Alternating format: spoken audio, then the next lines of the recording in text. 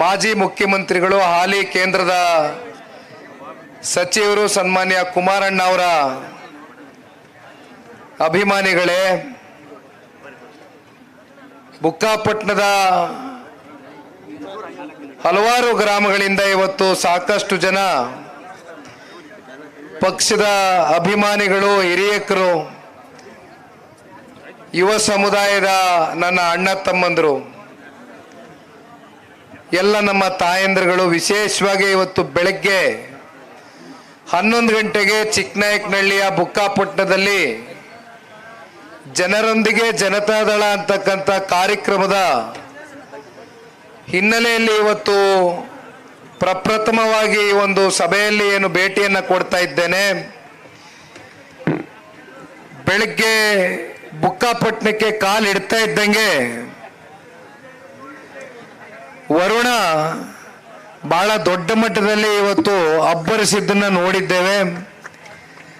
ಆದರೂ ಕೂಡ ತಾವೆಲ್ಲರೂ ನಮ್ಮ ಜೊತೆಯಲ್ಲಿ ಪ್ರೀತಿಯಿಂದ, ಅಭಿಮಾನದಿಂದ, ವಿಶ್ವಾಸದಿಂದ ಹೆಜ್ಜೆಯನ್ನು ಹಾಕ್ತಾ ಇಲ್ಲಿಯವರೆಗೂ ಈ ಒಂದು ಕಾರ್ಯಕ್ರಮಕ್ಕೆ ಒಂದು ಯಶಸ್ಸನ್ನು ತಂದುಕೊಡ್ತಕ್ಕಂಥ ನಿಟ್ಟಿನಲ್ಲಿ ತಾವೆಲ್ಲರೂ ಬಹಳ ತಾಳ್ಮೆಯಿಂದ ಕೂತಿದ್ದೀರಿ. ಈ ಕಾರ್ಯಕ್ರಮವನ್ನು ಇವತ್ತು ಅತ್ಯಂತ ಉತ್ತಮವಾಗಿ, ಬಹಳ ಸೊಗಸಾಗಿ ಇವತ್ತು ನೆರವೇರಿಸಲಿಕ್ಕೆ ಚಿಕ್ಕನಾಯಕನಹಳ್ಳಿ ವಿಧಾನಸಭಾ ಕ್ಷೇತ್ರದ ಜನಪ್ರಿಯ ಶಾಸಕರು, ಹಿರಿಯರು, ಅನುಭವಿಗಳು ಹಾಗೂ ಜನತಾದಳ ಪಕ್ಷದ JDLP ನಾಯಕರಾಗಿರ್ತಕ್ಕಂಥ ಸನ್ಮಾನ್ಯ ಶ್ರೀ ಸುರೇಶ್ ಬಾಬಣ್ಣ ಅವರ ನೇತೃತ್ವದಲ್ಲಿ ಇವತ್ತು ಈ ಒಂದು ಕಾರ್ಯಕ್ರಮ ಏನು ನಡೀತಾ ಇದೆ. ಪ್ರಾಸ್ತಾವಿಕವಾಗಿ ನಿಮ್ಮೆಲ್ಲರನ್ನು ಉದ್ದೇಶಿಸಿ ಸುರೇಶ್ ಬಾಬಣ್ಣ ಅವರು ಸಾಕಷ್ಟು ದೀರ್ಘಕಾಲ ರಾಜಕಾರಣದ ಪ್ರಸ್ತುತ ಬೆಳವಣಿಗೆಗಳು ಜೊತೆಯಲ್ಲಿ ತಾಲೂಕಿನ ಸಂಘಟನೆಗೆ ಯಾವ ರೀತಿ ಒಂದು ಚಾಲನೆಯನ್ನು ಕೊಟ್ಟು, ಒಂದು ವೇಗವನ್ನು ಕೊಟ್ಟು ಯಾವ ರೀತಿ ಸಂಘಟನೆ ಆಗಬೇಕು ಅಂತಕ್ಕಂಥದ್ದು ಬಹುಶಃ ಇಡೀ ರಾಜ್ಯಕ್ಕೆ ಜನತಾದಳ ಪಕ್ಷದ ಎಲ್ಲ ಕಾರ್ಯಕರ್ತ ಬಂಧುಗಳಿಗೆ ಇವತ್ತು ಮಾದರಿಯಾಗಿ ಸರಿಸುಮಾರು 5,500 ಇಂದ 10,000ವರೆಗೂ ಸದಸ್ಯರನ್ನ ಇವತ್ತು ಬಹಳ ಗಂಭೀರವಾಗಿ ಕಳೆದ ಬಾರಿ ನಾನು ಬಂದಿದ್ದೆ. ನಾನು ಚಿಕ್ಕನಾಯಕನಹಳ್ಳಿಗೆ ಬಂದಿದ್ದಾಗ ಚೌಲ್ಟ್ರಿನಲ್ಲಿ ನೀವೆಲ್ಲ ಒಂದು ಸಭೆ ಆಯೋಜನೆ ಮಾಡ್ಕೊಂಡಿದ್ರಿ. ಸದಸ್ಯತ್ವ ನೋಂದಣಿಯ ಕಾರ್ಯಕ್ರಮದ ಹಿನ್ನೆಲೆ ಭೇಟಿ ಕೊಟ್ಟಂತ ಸಂದರ್ಭದಲ್ಲಿ ಅಲ್ಲಿ ನೀವೇನು ಚಾಲನೆ ಕೊಟ್ರಿ, ನನಗೆ ಒಂದು ಮಾತನ್ನ ಕೊಟ್ಟಿದ್ರಿ. ಇಡೀ ರಾಜ್ಯ ಜನತಾದಳ ಪಕ್ಷದ ಕಾರ್ಯಕರ್ತರು ಕ್ಷೇತ್ರದಲ್ಲಿ ಯಾವ ರೀತಿ ನಾವು ಸದಸ್ಯತ್ವ ನೋಂದಣಿ ಮಾಡ್ತೇವೆ ಇದನ್ನ ಒಂದು ಮಾದರಿಯಾಗಿ ಇಟ್ಕೊಂಡು ಬೇರೆ ಬೇರೆ ಜಿಲ್ಲೆಗಳಲ್ಲಿ, ತಾಲೂಕುಗಳಲ್ಲಿ ಇದನ್ನ ಪಕ್ಷ ಕಟ್ತಕ್ಕಂಥದ್ದಕ್ಕೆ ನಾವು ಸಹಕಾರವನ್ನು ನೀಡ್ತೇವೆ ಅಂತಕ್ಕಂಥ ಒಂದು ವಿಶ್ವಾಸವನ್ನ ಈ ಭಾಗದ ಎಲ್ಲ ಪ್ರಮುಖ ಮುಖಂಡರುಗಳು ನನಗೇನು ನೀಡಿದ್ರಿ. ಅದಕ್ಕೆ ತಕ್ಕನಂತೆ ಬಾಬಣ್ಣವರು ಮಾತಾಡಬೇಕಾದ್ರೆ ಹೇಳ್ತಾ ಇದ್ರು, ಸುಮಾರು 10,000 ಇವತ್ತು ಪಕ್ಷದ ಸಕ್ರಿಯ ಸದಸ್ಯತ್ವದ ಒಂದು ನೋಂದಣಿಯನ್ನ ಬಹಳ ವಿಶೇಷವಾಗಿ ನಮಗೆ ಒಂದು ಉಡುಗೊರೆಯಾಗಿ ಕೊಟ್ಟಿದ್ದೀರಿ. ಬಹಳ ಜನ ಇವತ್ತು ವೇದಿಕೆ ಮೇಲೆ ನಮಗೆ ಒಂದು ಮಾತನ್ನ ಹೇಳ್ತಾ ಇದ್ರು. ಸುರೇಶ್ ಬಾಬಣ್ಣ ಅವರು ಬಹುಶಃ 1996 ಅನ್ಕೊಳ್ತೀನಿ ಮೊದಲನೇ ಬಾರಿ ಅನಿರೀಕ್ಷಿತವಾಗಿ ಉಪಚುನಾವಣೆಯಲ್ಲಿ ಸ್ಪರ್ಧೆಯನ್ನು ಮಾಡ್ತಾರೆ. ಆದರೆ ಉಪಚುನಾವಣೆಯಲ್ಲಿ ಮೊದಲನೇ ಬಾರಿ ಅವರು ಯಶಸ್ಸನ್ನ ಕಾಣದೆ ಹೋದ್ರು ಕೂಡ ಮತ್ತೆ ಮುಂಬರ್ತಕ್ಕಂಥ ಸಾರ್ವತ್ರಿಕ ವಿಧಾನಸಭಾ ಚುನಾವಣೆ ಅಂದರೆ 1999ರಲ್ಲಿ ನಡೆದಂಥ ಚುನಾವಣೆಯಲ್ಲಿ ಮತ್ತೆ ಅವರಿಗೆ ಅವಕಾಶ ಪಕ್ಷದ ವರಿಷ್ಠರು ಸನ್ಮಾನ್ಯ ದೇವೇಗೌಡರು ಸಾಹೇಬರು ಪಕ್ಷ ಅವರಿಗೆ ಅವಕಾಶ ಕೊಟ್ಟಂತ ಸಂದರ್ಭದಲ್ಲಿ, ಆಶೀರ್ವಾದ ಮಾಡಿದಂಥ ಸಂದರ್ಭದಲ್ಲಿ ಚಿಕ್ಕನಾಯಕನಹಳ್ಳಿ ಎಲ್ಲ ತಾಲೂಕಿನ ಮತಬಾಂಧವರು, ಹಿರಿಯಕರು, ತಾಯಂದ್ರು, ಯುವಕರ ಆಶೀರ್ವಾದದಿಂದ 28ನೇ ವಯಸ್ಸಿಗೆ ಅತಿ ಚಿಕ್ಕ ವಯಸ್ಸಿನಲ್ಲಿ ಮೊದಲನೇ ಬಾರಿ ಶಾಸಕರಾಗ್ತಕ್ಕಂಥ ಒಂದು ಅವಕಾಶವನ್ನ ಈ ಕ್ಷೇತ್ರದ ಎಲ್ಲ ನಮ್ಮ ತಂದೆ ತಾಯಂದ್ರುಗಳು ತಾವೇನು ಕಲ್ಪಿಸ್ಕೊಟ್ಟಿದ್ದೀರಿ. ಅಂದಿನಿಂದ ಇಂದಿನವರೆಗೂ ಹಲವಾರು ಚುನಾವಣೆಗಳನ್ನ ಎದುರಿಸಿದ್ದಾರೆ. ಚುನಾವಣೆಗಳಲ್ಲಿ ಗೆದ್ದಿದ್ದಾರೆ, ಸೋತಿದ್ದಾರೆ. ಇಲ್ಲಿಯವರೆಗೂ ಬಹುಶಃ ಇದು 4ನೇ ಬಾರಿ ಅವರು ಶಾಸಕರಾಗಿ ಆಯ್ಕೆಯಾಗಿರ್ತಕ್ಕಂಥದ್ದು. ಆದರೆ ಇತಿಹಾಸವನ್ನು ತೆಗೆದು ನೋಡಿದಾಗ ಸುರೇಶ್ ಬಾಬಣ್ಣ ಅವರು ಶಾಸಕರಾಗಿ ಆಯ್ಕೆಯಾದಂಥ ಸಂದರ್ಭದಲ್ಲಿ ಪಕ್ಷ ಅಧಿಕಾರ ಕಂಡಿಲ್ಲ. ಆದರೆ ಇವತ್ತು ನಾನು ಒಂದು ಮಾತನ್ನ ಬಹಳ ವಿಶ್ವಾಸದಿಂದ ವ್ಯಕ್ತಪಡಿಸಲಿಕ್ಕೆ ಇಷ್ಟಪಡ್ತೇನೆ. ಸುರೇಶ್ ಬಾಬಣ್ಣ ಅವರು ಕಳೆದ 2 ವರ್ಷದಿಂದ ಈ ಬಾರಿ ಶಾಸಕರಾದ ಬಳಿಕ ಬಹುಶಃ ಸೋಮವಾರ ಅವರೇನು 21 ವಾರ ಈಗಾಗಲೇ ಸತತವಾಗಿ ಜನಸ್ಪಂದನ ಕಾರ್ಯಕ್ರಮ 71 ಬಹುಶಃ 21 ವಾರ ಅನ್ಕೊಳ್ತೀನಿ. ಚಿಕ್ಕನಾಯಕನಹಳ್ಳಿನಲ್ಲಿ 71. ಪ್ರತಿ ಸೋಮವಾರ, ಪ್ರತಿ ವಾರಕ್ಕೆ ಒಮ್ಮೆ ಈಗಾಗಲೇ ಸಮಯ ನಿಗದಿ ಮಾಡಿ ತಾಲೂಕಿಂದ ಬರ್ತಕ್ಕಂಥ ಯಾರೇ ಜನಸಾಮಾನ್ಯರು ಎಲ್ಲ ಅಧಿಕಾರಿಗಳನ್ನ ಜೊತೆಯಲ್ಲಿ ಕರೆತಂದು ಅವರ ಶಾಸಕ ಸ್ಥಾನಕ್ಕೆ ಒಂದು ಗೌರವ ಬರ್ತಕ್ಕಂಥ ನಿಟ್ಟಿನಲ್ಲಿ ತಾವೇನು ಅವ್ರಿಗೆ ಗೌರವ ಕೊಟ್ಟು, ಪ್ರೀತಿ ಕೊಟ್ಟು, ವಿಶ್ವಾಸದಿಂದ ಇವತ್ತು ಅವ್ರನ್ನ ಶಾಸಕರಾಗಿ ಆಯ್ಕೆ ಮಾಡಿದ್ದೀವಿ. ಅದಕ್ಕೆ ಪೂರಕವಾಗಿ ಸುರೇಶ್ ಬಾಬಣ್ಣ ಅವರು ಬಹಳ ಪ್ರಾಮಾಣಿಕರಾಗಿ ಕ್ಷೇತ್ರದ ಜನತೆಯ ಕಷ್ಟ ಸುಖದಲ್ಲಿ ಸ್ಪಂದಿಸ್ತಾ ಇರ್ತಕ್ಕಂಥದ್ದನ್ನ ನೋಡಿ ಜೊತೆಯಲ್ಲಿ ಮತ್ತೆ ಶುಕ್ರವಾರದ ದಿನ ಇತ್ತೀಚೆಗೆ ಬಹುಶಃ ಕಾರ್ಯಕ್ರಮ ಹಮ್ಮಿಕೊಂಡಿದ್ದಾರೆ. ನಿಮ್ಮ ಮನೆ ಬಾಗಿಲಿಗೆ ಮನೆ ಮಗ ಅಂತಕ್ಕಂಥ ಕಾರ್ಯಕ್ರಮ. ಯಾಕೆಂದ್ರೆ ನಾನು ಎಲ್ಲ ತಿಳ್ಕೊತಾ ಇರ್ತೀನಿ. ಬಾಬಣ್ಣವ್ರು ನನಗೆ ಬಹಳ ಆತ್ಮೀಯರು. ನಾನೆಲ್ಲ ವಿಷಯ ನನಗೆ ಹೇಳ್ತಾ ಇರ್ತಾರೆ. ಬಹಳ ಅನುಭವಿಗಳು. ಈ ರೀತಿಯಾದಂಥ ಕಾರ್ಯಕ್ರಮಗಳಿಂದ ಜನರ ಹೃದಯವನ್ನ ಗೆಲ್ತಕ್ಕಂಥ ಪ್ರಾಮಾಣಿಕ ಪ್ರಯತ್ನವನ್ನ ಸನ್ಮಾನ್ಯ ಸುರೇಶ್ ಬಾಬಣ್ಣ ಅವರು ಏನು ಮಾಡ್ತಾ ಇದ್ದಾರೆ, ನಮ್ಮ ತಾಲೂಕಿನ ಮುಖಂಡರುಗಳಿಗೆ, ಕ್ಷೇತ್ರದ ಜನತೆಯ ಪರವಾಗಿ ನಾನೇ ಬಹುಶಃ ಒಂದು ಹೆಜ್ಜೆ ಮುಂದೋಗಿ ಇವತ್ತು 2028ರ ಮುಂದಿನ ಸಾರ್ವತ್ರಿಕ ವಿಧಾನಸಭಾ ಚುನಾವಣೆಯಲ್ಲಿ ಒಂದ್ ಕಡೆ ಬಾಬಣ್ಣ ಅವ್ರಿಗೆ ಕ್ಷೇತ್ರದ ಜನತೆ ಅವರ ಜನಪರವಾದಂತ ಕಾಳಜಿ ಮತ್ತೆ ಕೆಲಸವನ್ನ ಗುರುತಿಸಿ ಮತ್ತೊಮ್ಮೆ ಅವ್ರನ್ನ ಶಾಸಕರಾಗಿ ಆಯ್ಕೆ ಮಾಡ್ತಕ್ಕಂಥದ್ದು ಒಂದು ಭಾಗ. ಅದರ ಜೊತೆಯಲ್ಲಿ ಜನತಾದಳ ಪಕ್ಷ ರಾಜ್ಯದಲ್ಲಿ ಮತ್ತೊಮ್ಮೆ ಆಡಳಿತಕ್ಕೆ ಬರ್ತಕ್ಕಂಥ ಒಂದು ಹಿನ್ನೆಲೆಯಲ್ಲಿ ಜನರ ಧ್ವನಿಯಾಗಿ ಇವತ್ತು ಜನರೊಂದಿಗೆ ಜನತಾದಳ ಅಂತಕ್ಕಂಥ ಕಾರ್ಯಕ್ರಮವನ್ನ ಕೈಗೆತ್ಕೊಂಡು ಇವತ್ತು ಇಡೀ ರಾಜ್ಯ ವ್ಯಾಪ್ತಿ ಇವತ್ತು ಹಲವಾರು ಜಿಲ್ಲೆಗಳು, ಬಹುತೇಕ ತಾಲೂಕುಗಳಿಗೆ ಮೊದಲನೇ ಹಂತದಲ್ಲಿ ಇವತ್ತು ಪ್ರವಾಸವನ್ನ ಏನು ಕೈಗೆ ಎತ್ಕೊಂಡಿದ್ದೇವೆ. ಬಾಬಣ್ಣ ಅವ್ರನ್ನ ಈ ಭಾಗದ ಮುಖಂಡರುಗಳು ಮುಂಬರ್ತಕ್ಕಂಥ ದಿನಗಳಲ್ಲಿ ಮಂತ್ರಿಯಾಗಿ ನೋಡಬೇಕು ಅಂತಕ್ಕಂಥ ಒಂದು ಆಸೆ, ಅಭಿಲಾಷೆಯನ್ನ ಏನು ಇಟ್ಕೊಂಡಿದ್ದೀರಿ.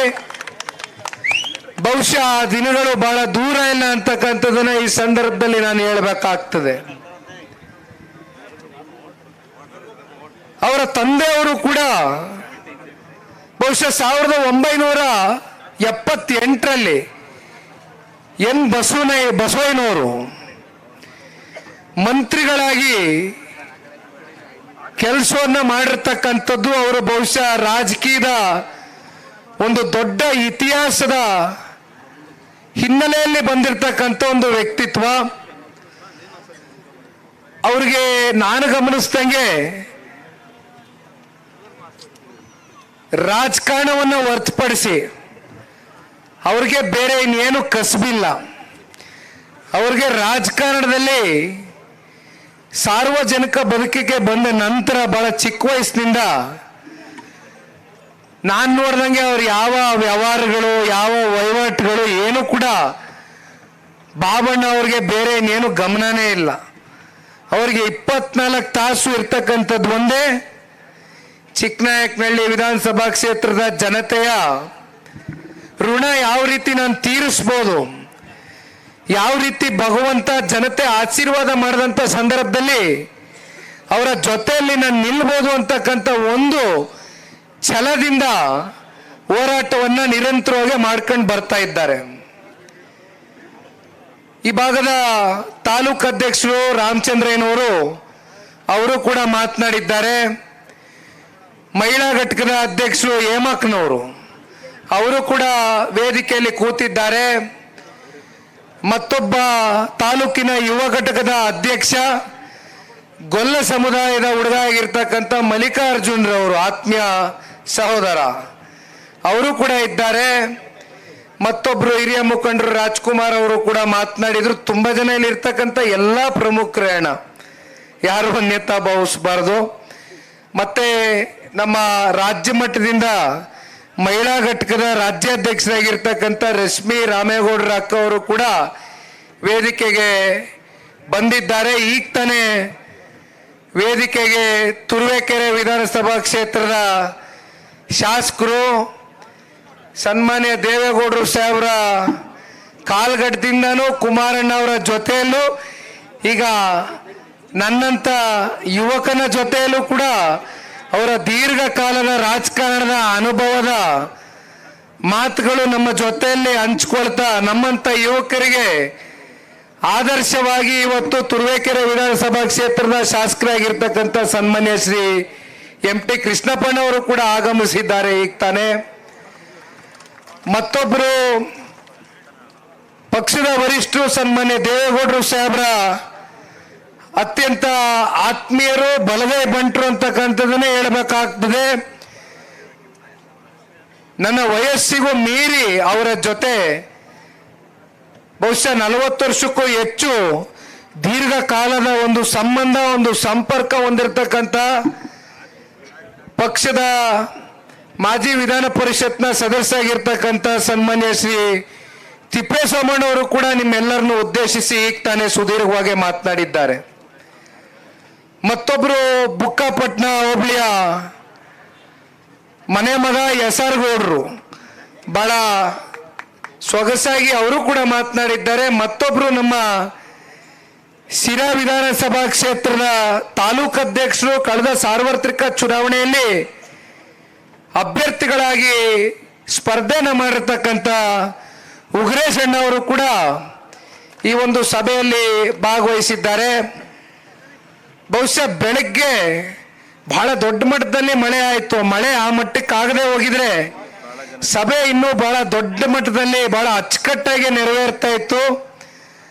ಆದರೆ ಇಲ್ಲಿ ಹಿರಿಯಕರು 4 ಜನ ಮಾತಾಡ್ಬೇಕಾದ್ರೆ ಸ್ಮರಿಸ್ಕೊಂಡು ಹೇಳ್ತಾ ಇದ್ರು, ದೊಡ್ಡವರು ದೇವೇಗೌಡರು ಸಾಹೇಬರು ಬುಕ್ಕಾಪಟ್ಟಣಕ್ಕೆ ಬಂದಾಗ ಎಷ್ಟೋ ಸಂದರ್ಭದಲ್ಲಿ ಈ ರೀತಿ ಮಳೆ ಬಂದಿದೆ, ಇದು ಒಂದು ರೀತಿ ಶುಭ ಸೂಚನೆಯಾಗಿ ನಾವು ಇದನ್ನ ಸ್ವೀಕಾರ ಮಾಡಬೇಕಾಗ್ತದೆ ಅಂತಕ್ಕಂಥದ್ದನ್ನ ತಾವೆಲ್ಲ ಏನು ನೆನೆಸ್ಕೊಳ್ತಾ ಇದ್ರಿ.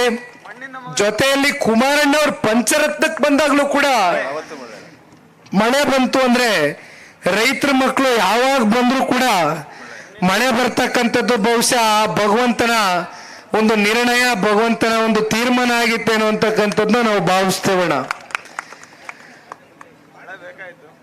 ಇವತ್ತು ನಾನು ಇಡೀ ರಾಜ್ಯವನ್ನ ಪ್ರವಾಸ ಮಾಡ್ತಾ ಇರ್ತಕ್ಕಂಥದ್ದು ವಿಶೇಷವಾಗಿ ನಮ್ಮ ಪಕ್ಷವನ್ನ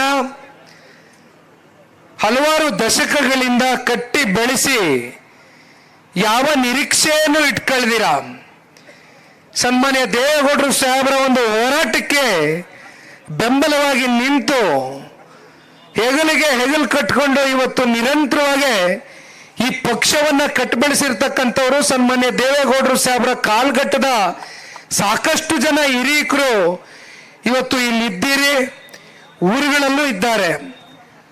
ನಿಮ್ಮಂತ ಹಿರಿಯಕರ ಒಂದು ಆಶೀರ್ವಾದ, ತಮ್ಮಗಳ ಒಂದು ಸಂಪರ್ಕ, ಸಂಬಂಧ, ಬಾಂಧವ್ಯವನ್ನ ಬಯಸಿ ಇವತ್ತು ಇಡೀ ರಾಜ್ಯ ವ್ಯಾಪ್ತಿ ಪ್ರವಾಸವನ್ನ ಕೈಗೆತ್ಕೊಂಡಿದ್ದೇನೆ. ಇವತ್ತು ವಿಶೇಷವಾಗಿ ನಾನು ತುಮಕೂರು ಜಿಲ್ಲೆಯಿಂದನೇ ಯಾಕೆ ಪ್ರವಾಸವನ್ನು ಕೈಗೆತ್ಕೊಂಡಿದ್ದೇನೆ ಅಂತಕ್ಕಂಥದ್ದಾದ್ರೆ, ತುಮಕೂರು ಜಿಲ್ಲೆ ಸದಾಕಾಲ ದೇವೇಗೌಡರು ಸಾಹೇಬರ ಹೋರಾಟಕ್ಕೆ ನೀವು ಜೊತೆಗೂಡಿ ಯಾವುದೇ ಚುನಾವಣೆ ಸಂದರ್ಭದಲ್ಲೂ ಕೂಡ ನಮಗೆ ಸಹಕಾರವನ್ನು ನೀಡಿದ್ದೀರಿ, ಪಕ್ಷಕ್ಕೆ ಶಕ್ತಿಯನ್ನು ಕೊಟ್ಟಿದ್ದೀರಿ, ನಮಗೆ ಬೆಂಬಲವಾಗಿ ನಿಂತಿದ್ದೀರಿ. ನನಗೆ ನಿನ್ನೆ ಮಾಧ್ಯಮದ ಸ್ನೇಹಿತರು ಸಿದ್ಧಗಂಗಾ ಮಠಕ್ಕೆ ಹೋದಂಥ ಸಂದರ್ಭದಲ್ಲಿ ಜನತಾದಳ ಪಕ್ಷ ಮುಗಿದೇ ಹೋಯ್ತು, ಜನತಾದಳ ಪಕ್ಷ ಇನ್ನೇನು ಭವಿಷ್ಯ ಇಲ್ಲ ಅಂತಕ್ಕಂಥದ್ದನ್ನ ವಿರೋಧ ಪಕ್ಷದವರು ಹೇಳ್ತಾ ಇದ್ದಾರೆ, ಅದಕ್ಕೆ ನಿಮ್ಮ ಅಭಿಪ್ರಾಯ ಏನು ಅಂತ ಕೇಳಿದ್ರು.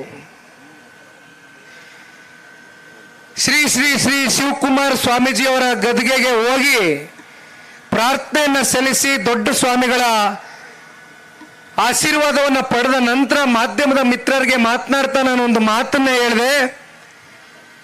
ಕಳೆದ ಸಾರ್ವತ್ರಿಕ ಚುನಾವಣೆಯಲ್ಲಿ ಎಷ್ಟು ಶಾಸಕರನ್ನ ಈ ಜಿಲ್ಲೆಯಲ್ಲಿ ನಾವು ಹೊಂದಿದ್ದೀವಿ, ಎಷ್ಟು ಜನ ಕಮ್ಮಿ ಅಂತರದಿಂದ ಸೋತಿದ್ದಾರೆ ಅಂತಕ್ಕಂಥದ್ದನ್ನ ಹೊರತುಪಡಿಸಿ ಜಿಲ್ಲೆಯ ಜನತೆ ಎರಡೂ ರಾಷ್ಟ್ರೀಯ ಪಕ್ಷಗಳಿಗೂ ಒಂದು ಹೆಜ್ಜೆ ಮುಂದೋಗಿ ಇವತ್ತು ಅತಿ ಹೆಚ್ಚು ಆಶೀರ್ವಾದವನ್ನು ಮಾಡಿದ್ದೀರಿ. 34% ವೋಟ್ ಶೇರನ್ನ ಕೊಡುವ ಮೂಲಕ ಜನತಾದಳ ಪಕ್ಷದ ಮತದಾರ ಬಂಧುಗಳು ನಮಗೆ ಆಶೀರ್ವಾದವನ್ನು ಮಾಡಿರ್ತಕ್ಕಂಥದ್ದನ್ನು ನಾನು ಮಾಧ್ಯಮದ ಸ್ನೇಹಿತರಿಗೆ ಹೇಳ್ತಾ ಇದ್ದೆ. ಹಾಗಾಗಿ ನಾನು ತುಮಕೂರು ಜಿಲ್ಲೆ ವಿಶೇಷವಾಗಿ ನಿನ್ನೆ ದಿನ ಗುಬ್ಬಿ ತಾಲೂಕಿಗೆ ಹೋಗಿದ್ದೆ, ಕುಣಿಗಲ್ಗೆ ಹೋಗಿದ್ದೆ, ಇವತ್ತು ಚಿಕ್ಕನಾಯಕನಹಳ್ಳಿಗೆ ಬಂದಿದ್ದೇನೆ. ಮತ್ತೆ ಇಲ್ಲಿಂದ ಪಾವಗಡ ತಿಮ್ಮರಾಯಪ್ಪಣ್ಣ ಫೋನ್ ಮಾಡಿದ್ರು, ಅಲ್ಲಿಗೂ ಕೂಡ ತೆರಳುತ್ತಾ ಇದ್ದೇನೆ. ಈ ರೀತಿ ನಿರಂತರವಾಗಿ 58 ದಿನಗಳ ಕಾಲ ಈ ಪ್ರವಾಸವನ್ನು ಕೈಗೆತ್ಕೊಂಡಿದ್ದೇನೆ. ಮುಂಬರ್ತಕ್ಕಂಥ ಗ್ರಾಮ ಪಂಚಾಯಿತಿ ಚುನಾವಣೆ ಬಹಳ ದೂರ ಇಲ್ಲ. ಡಿಸೆಂಬರ್ ತಿಂಗಳಲ್ಲಿ ಗ್ರಾಮ ಪಂಚಾಯಿತಿ ಚುನಾವಣೆ ನಡೀಬೇಕಾಗಿದೆ. ಮತ್ತೆ ಸರ್ಕಾರ ಜಿಲ್ಲಾ ಪಂಚಾಯಿತಿ ತಾಲೂಕು ಪಂಚಾಯಿತಿ ಚುನಾವಣೆಯನ್ನ ಇಲ್ಲಿಯವರೆಗೂ ಯಾವ ರೀತಿ ಮಾಡಿಲ್ಲ, ಆ ರೀತಿ ಗ್ರಾಮ ಪಂಚಾಯಿತಿ ಚುನಾವಣೆ ಮಾಡ್ಲಿಕ್ಕೆ ಸಾಧ್ಯ ಇಲ್ಲ. ಗ್ರಾಮ ಪಂಚಾಯಿತಿ ಚುನಾವಣೆ ನಡೆಸಬೇಕಾಗಿದೆ. ಗ್ರಾಮ ಪಂಚಾಯಿತಿ ಅಂತಕ್ಕಂಥದ್ದು ಒಂದು ರೀತಿ ರಾಜಕಾರಣದಲ್ಲಿ ಒಂದು ತಳಿ ಇದ್ದಂಗೆ, ಒಂದು ಬೇರಿದ್ದಂಗೆ. ಅಲ್ಲಿಂದ ಯಾವುದೇ ಪಕ್ಷದ ಒಂದು ರಾಜಕಾರಣ ಪುಟದೇಳಬೇಕು, ಒಂದು ರಾಜಕೀಯ ಪಕ್ಷ ಒಬ್ಬ ರಾಜಕೀಯ ನಾಯಕ ಮೇಲೆ ಎದ್ದೇಳಬೇಕು ಅಂತಕ್ಕಂಥದ್ದಾದ್ರೆ ಗ್ರಾಮ ಪಂಚಾಯತಿನಲ್ಲಿ ಗೆಲ್ತಕ್ಕಂಥ ಸದಸ್ಯರು, ನಿಮ್ಗೆ ಇರ್ತಕ್ಕಂಥ ಶಕ್ತಿ ಇವತ್ತು ರಾಜ್ಯದಲ್ಲಿ ಮುಖ್ಯಮಂತ್ರಿಗಳಾಗಿ ಮಾಡ್ತಕ್ಕಂಥವರೆಗೂ ಕೂಡ ನಿಮಗೆ ಶಕ್ತಿ ಇದೆ ಅಂತಕ್ಕಂಥದ್ದನ್ನ ನಾನು ನಂಬ್ಕೊಂಡಿದ್ದೇನೆ. ಬಹುತೇಕ ಇವತ್ತು ZPTP ಚುನಾವಣೆಗಳಿಗೆ ತಾವೆಲ್ಲ ಏನು ಎದುರು ನೋಡ್ತಾ ಇದ್ದೀರಿ, ಆ ಚುನಾವಣೆಗಳಲ್ಲಿ ನಿಲ್ತಕ್ಕಂಥದ್ದಕ್ಕೆ ಸಾಕಷ್ಟು ಜನ ಆಕಾಂಕ್ಷಿತರು ಕೂಡ ಇವತ್ತು ಇದ್ದೀರಿ ಅಂತಕ್ಕಂಥದ್ದು ನಮಗೆ ಗೊತ್ತಿದೆ. ಆದರೆ ಅಂತಿಮವಾಗಿ ಕ್ಯಾಟಗರಿ ಅನೌನ್ಸ್ ಆಗಬೇಕು. ಚುನಾವಣೆ 6 ತಿಂಗಳಲ್ಲಾಗುತ್ತೋ, 8 ತಿಂಗಳಲ್ಲಾಗುತ್ತೋ, 1 ವರ್ಷದಲ್ಲಾಗುತ್ತೋ, ಪಕ್ಷ ಎಲ್ಲದಕ್ಕೂ ತಯಾರಿಯನ್ನು ಮಾಡ್ಕೊಳ್ಬೇಕಾಗ್ತದೆ. ಆ ನಿಟ್ಟಿನಲ್ಲಿ ನಾನು ವಿಶೇಷವಾಗಿ ಈ ರಾಜ್ಯ ಪ್ರವಾಸವನ್ನು ಕೈಗೆತ್ಕೊಂಡಿರ್ತಕ್ಕಂಥದ್ದು ಪಕ್ಷದ ಮುಖಂಡರು ಕಾರ್ಯಕರ್ತರ ಜೊತೆಯಲ್ಲಿ ಸಮಾಲೋಚನೆಯನ್ನು ನಡೆಸಬೇಕು, ನಿಮ್ಮ ಅಭಿಪ್ರಾಯವನ್ನು ಸಂಗ್ರಹಿಸಬೇಕು, ಜೊತೆಯಲ್ಲಿ ನಿಮ್ಮ ಹೃದಯದಲ್ಲಿ ಒಂದು ವಿಶ್ವಾಸವನ್ನು, ಒಂದು ಸ್ಥಾನವನ್ನು ಯಾವ ರೀತಿ ಸನ್ಮಾನ್ಯ ದೇವೇಗೌಡರು ಸಾಹೇಬರಿಗೆ, ಕುಮಾರಣ್ಣ ಅವರಿಗೆ ನಿರಂತರವಾಗಿ ಅವರ ರಾಜಕಾರಣದ ಬದುಕಿನಲ್ಲಿ ಶಾಶ್ವತವಾಗಿ ಒಂದು ಹೃದಯದಲ್ಲಿ ಸ್ಥಾನ ಕೊಟ್ಟಿದ್ದೀರಿ. ನಾನು ಇನ್ನೇನು ಅಪೇಕ್ಷೆ ಪಡ್ತಕ್ಕಂಥವನಲ್ಲ.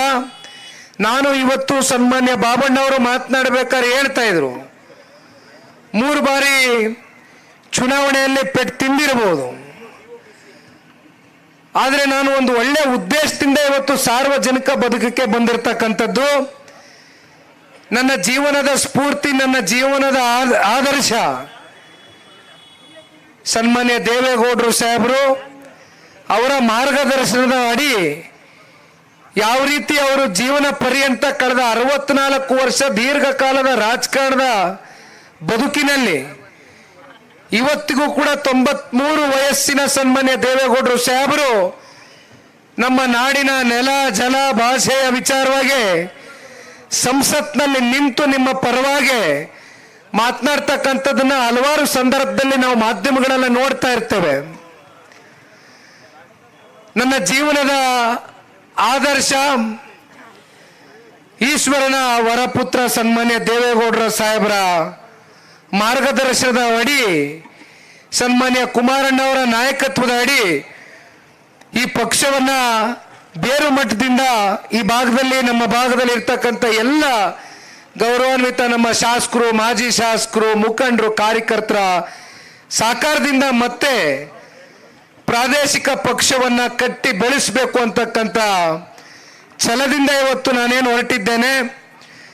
ಅದಕ್ಕೆ ಪೂರಕವಾಗಿ ನಿಮ್ಮೆಲ್ಲರ ಸಹಕಾರವೂ ಸಿಗುತ್ತೆ ಒಂದು ದಿನ ಅಂತಕ್ಕಂಥದ್ದನ್ನ ನಾನು ನಂಬಿದ್ದೇನೆ.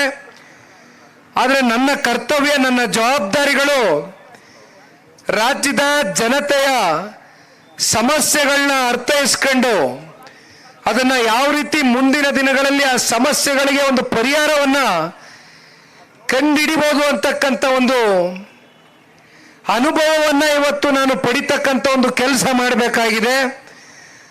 ಆ ನಿಟ್ಟಿನಲ್ಲಿ ಜನತಾದಳ ಪಕ್ಷ, ಜನರೊಂದಿಗೆ ಜನತಾದಳ ಅಂತಕ್ಕಂಥ ಕಾರ್ಯಕ್ರಮದ ಹೆಸರು ಇದೇನು ವಿಶೇಷ ಏನಿಲ್ಲ, ಹೊಸತನ ಏನಿಲ್ಲ. ಸದಾಕಾಲ ಜನತಾದಳ ಪಕ್ಷ ಜನರೊಂದಿಗೆ ಇದೆ. ಆ ನಿಟ್ಟಿನಲ್ಲಿ ಇವತ್ತು ಜನರೊಂದಿಗೆ ಇಡೀ ರಾಜ್ಯಾದ್ಯಂತ ಜನರ ಸಮಸ್ಯೆಗಳನ್ನ ಅರ್ಥೈಸ್ಕೊಳ್ಳೋಕ್ಕೋಸ್ಕರ ಈ ಕಾರ್ಯಕ್ರಮದಲ್ಲಿ ಮೊದಲನೇ ಹೆಜ್ಜೆಯನ್ನ ಇಟ್ಟಿದ್ದೇನೆ. ಈಗಾಗಲೇ ತಾವೆಲ್ಲರೂ ಈ ಕಾಂಗ್ರೆಸ್ನ ಪಕ್ಷದ ಆಡಳಿತ ವೈಖರಿಯನ್ನ ನೋಡಿದ್ದೀರಿ. ಬಹುಶಃ ಅತಿ ಹೆಚ್ಚು ಸ್ಥಾನವನ್ನ ಗೆದ್ದಿರ್ತಕ್ಕಂಥ ಕಾಂಗ್ರೆಸ್ನ ಪಕ್ಷ ಇವತ್ತು ಮನಸ್ಸು ಮಾಡಿದ್ರೆ ಯಾವ ಕಾರ್ಯಕ್ರಮ ಬೇಕಾದರೂ ಕೊಡಬಹುದಾಗಿತ್ತು.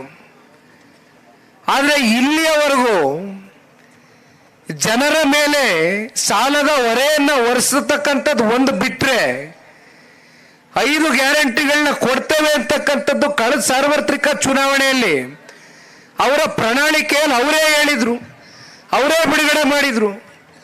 ಪ್ರತಿ ತಿಂಗಳು ನಾಡಿನ ಹೆಣ್ಣುಮಕ್ಕಳ ಖಾತೆಗಳಿಗೆ ಗೃಹಲಕ್ಷ್ಮಿ ಯೋಜನೆ ಮೂಲಕ 2,000 ರೂಪಾಯಿ ಹಣಕಾಸನ್ನ ಕೊಡ್ತೇವೆ, ಯುವ ನಿಧಿಗೆ 3,000 ರೂಪಾಯಿ ಹಣಕಾಸನ್ನ ಕೊಡ್ತೇವೆ ನಮ್ಮ ಯುವಕರಿಗೆ ಅಂತಕ್ಕಂಥದ್ದನ್ನ ಹೇಳಿದ್ರು. ಹಲವಾರು ಭರವಸೆಗಳನ್ನ ಕೊಟ್ಟರು. ಆದರೆ ಆ ಭರವಸೆಗಳನ್ನ ಈಡೇರಿಸ್ತಕ್ಕಂಥದಕ್ಕೆ ಅವರಿಗೆ ಮನಸ್ಸಿಲ್ಲ.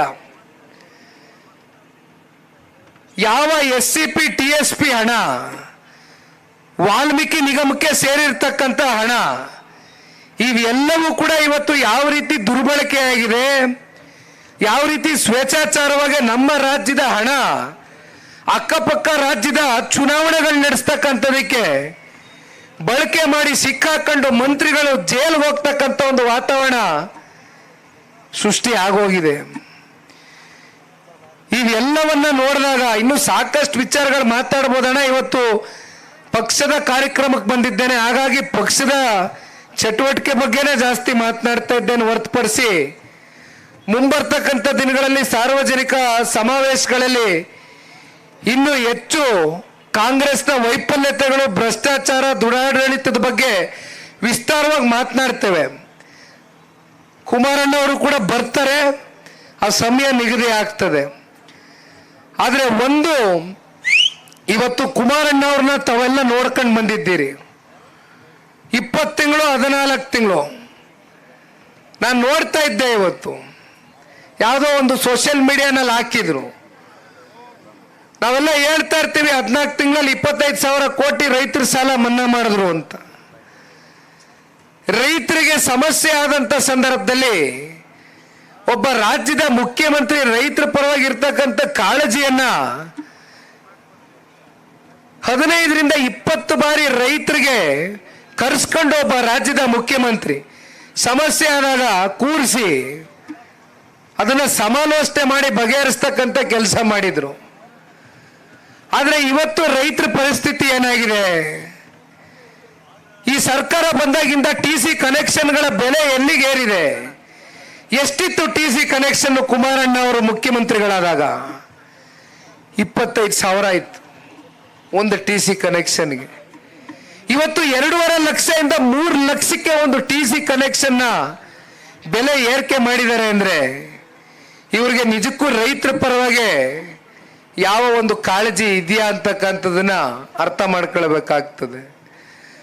ಮತ್ತೆ ನಮ್ಮ ನಾಡಿನಲ್ಲಿ ರೈತರು ಸಮೃದ್ಧವಾಗಿ ಜೀವನ ಮಾಡಬೇಕು, ಯುವಕರು ಸ್ವಾಭಿಮಾನದ ಬದುಕನ್ನ ಕಾಣಬೇಕು ಅಂತಕ್ಕಂಥದ್ದಾದ್ರೆ ಪಂಚರತ್ನ ಯೋಜನೆಗಳು ಮುಂಬರ್ತಕ್ಕಂಥ ದಿನಗಳಲ್ಲಿ ಪ್ರತಿ ಪಂಚಾಯಿತಿ ಮಟ್ಟದಲ್ಲೂ ಆಸ್ಪತ್ರೆಗಳು, ಶಾಲೆಗಳು, ಇವತ್ತು ನಾವೇನು ನೋಡ್ತೇವೆ ಹೈಟೆಕ್ ಸ್ಕೂಲ್ಗಳು, ಹೈಟೆಕ್ ಆಸ್ಪತ್ರೆಗಳು,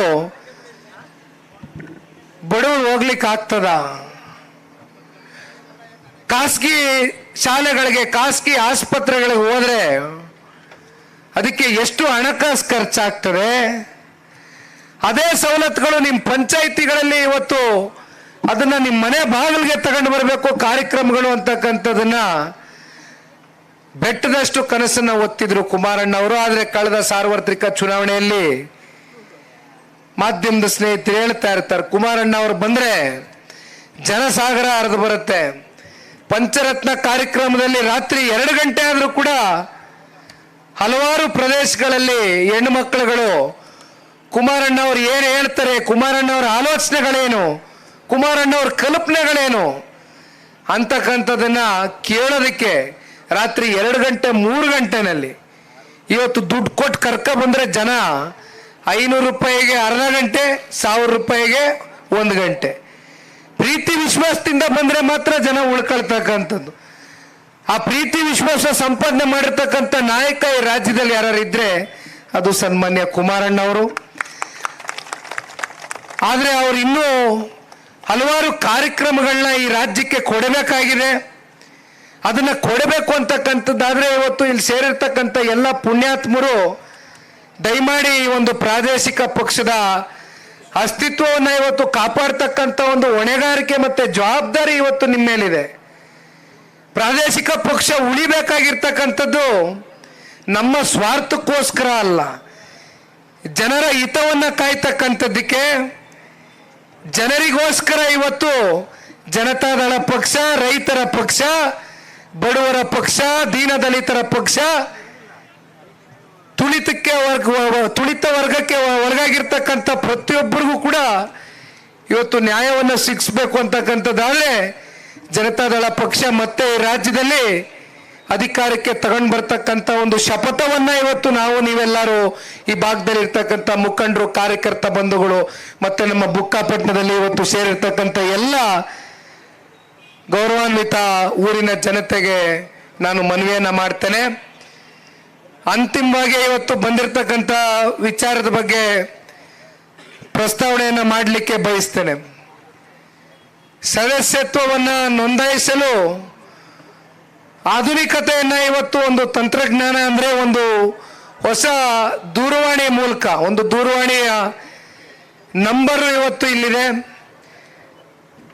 ದಯಮಾಡಿ ತಾವೆಲ್ಲರೂ ಇದಕ್ಕೆ ಒಂದು ಮಿಸ್ಡ್ ಕಾಲ್ ಕೊಡುವ ಮೂಲಕ ಜನತಾದಳ ಪಕ್ಷದ ಸದಸ್ಯರಾಗಿ ಸಕ್ರಿಯ ಸದಸ್ಯತ್ವವನ್ನು ಪಡೆದುಕೊಳ್ತಕ್ಕಂಥ ನಿಟ್ಟಿನಲ್ಲಿ ನೀವೆಲ್ಲರೂ ಒಂದು ತೀರ್ಮಾನವನ್ನು ತೆಗೆದುಕೊಂಡು ಪಕ್ಷಕ್ಕೆ ಒಂದು ಸಹಕಾರ ಮತ್ತೆ ಆಶೀರ್ವಾದವನ್ನು ನೀಡಬೇಕು ಅಂತಕ್ಕಂಥದನ್ನ ಈ ಸಂದರ್ಭದಲ್ಲಿ ಕೋರ್ಕೊಳ್ತೇನೆ. ನಾನೇನು ಬಾಬಣ್ಣ ಅವ್ರಿಗೆ ಹೇಳ್ಬೇಕಾಗಿಲ್ಲ, ಈಗಾಗಲೇ ಮೆಂಬರ್ಶಿಪ್ ಡ್ರೈವ್ ಸಂಪೂರ್ಣವಾಗಿ ಯಶಸ್ವಿಯಾಗಿ ಈಗಾಗಲೇ ಅವರು ಮಾಡಿಟ್ಟಿದ್ದಾರೆ.